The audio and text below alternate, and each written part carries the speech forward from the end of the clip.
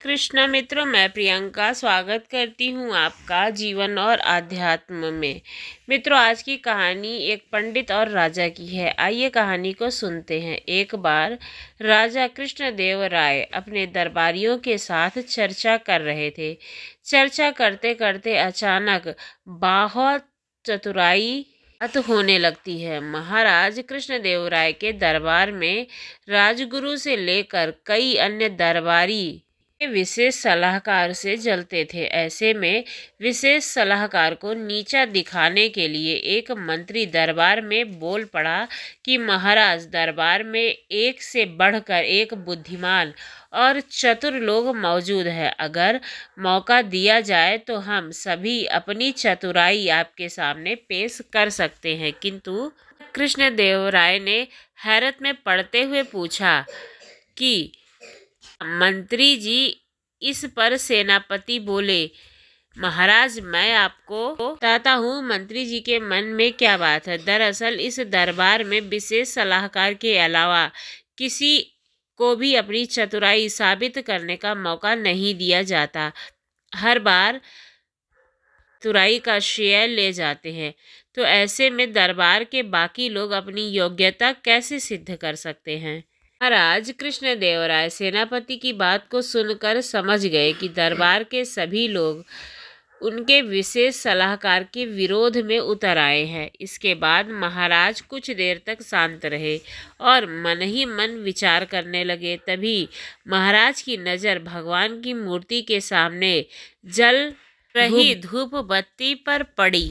उनके मन में राज दरबारियों के प्रति शिक्षा लेने की बात सूझी। उन्होंने तुरंत कहा, आप सभी दरबारियों को अपनी चतुराई साबित करने का एक मौका जरूर दिया जाएगा। जब तक सभी दरबारी अपनी चतुराई साबित नहीं कर देते हैं, तब तक हमारे विशेष सलाहकार बीच में नहीं आएंगे। यह सुनकर दरबार के मौजूद लोग खुश हो गए।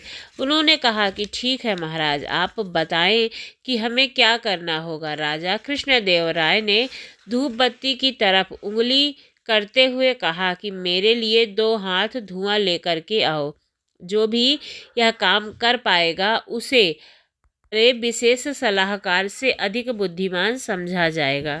महाराज की बात को सुनकर सभी दरबारी सोच में पड़ गए और आपस में चर्चा करने लगे कि यह कैसे संभव है। भला धुएं को कैसे नापा जा सकता है और कैसे लाया जा सकता है। इसके बाद अपनी चतुराई साबित करने के लिए सभी दरबारियों ने अपना हाथ आजमाया, लेकिन कोई भी धुआं नाप नहीं पाया। जैसे ही कोई धुआं को नापने की कोशिश करता, धुआं उनके हाथों से निकलकर उड़ जाता। जब सभी दरबारियों ने हार मान ली, तब उसमें से एक दरबारी बोला कि महाराज, हमारे हिसाब से धुएं को मापा नहीं जा सकता है। हाँ, अगर विशेष सलाहकार ऐसा कर पाए तो हम उन्हें अपने से अधिक बुद्धिमान मान लेंगे, लेकिन अगर ऐसा नहीं हो पाया तो आपको उन्हें हमारे जैसा ही समझना होगा। राजा मुस्कुराते हुए बोले, क्यों विशेष सलाहकार जी, क्या आप तैयार हो।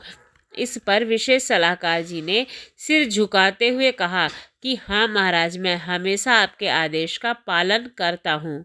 इस बार भी ऐसा करूंगा। इसके बाद विशेष सलाहकार जी ने एक सेवक को बुलाया और उसके कान में कुछ कहा। उनकी बात को सुन करके सेवक तुरंत दरबार से बाहर चला गया। दरबार में चारों ओर चुप्पी छा गई थी। सभी यह देखने के लिए उतावले हुए जा रहे थे कि आखिर कैसे विशेष सलाहकार जी राजा को 2 हाथ धुआं देते हैं। तभी सबकी नज़र सेवक पर पड़ी, जो शीशे की बनी 2 हाथ लंबी नली ले करके दरबार में वापस आया था। विशेष सलाहकार जी ने धूप बत्ती के मुंह से निकलते हुए धुएं पर शीशे की नली लगा दी। थोड़ी ही देर में शीशे की नली पूरी तरह से धुएं से भर गई और फिर विशेष सलाहकार जी ने जल्दी से नली के मुंह पर कपड़ा लगा करके उसके बाद उसे बंद कर दिया और उसे महाराज की तरफ करते हुए कहा कि महाराज, यह लीजिए 2 हाथ धुआं। यह देख करके महाराज के चेहरे पर मुस्कान आ गई और उन्होंने विशेष सलाहकार जी से नली लेकर दरबारियों को कहा कि देखो, सभी के लिए सलाहकार जी बुद्धिमान नहीं थे, लेकिन आप लोगों से दो हाथ धुआं नहीं लाया गया, लेकिन विशेष सलाहकार जी दो हाथ धुएं को ले आकर के मुझे दे दिए।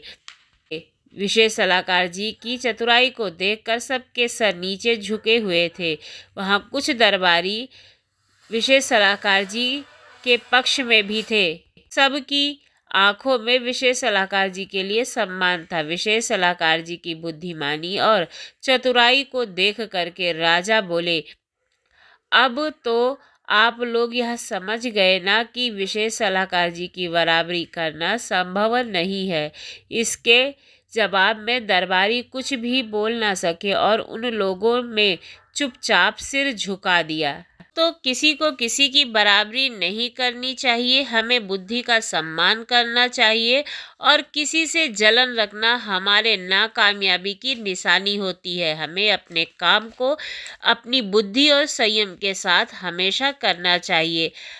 इंसान की किसी के साथ बराबरी करना अच्छी बात नहीं। आपको कहानी कैसी लगी ज़रूर बताएं। यदि अच्छी लगी हो तो चैनल को सब्सक्राइब करना ना भूलें।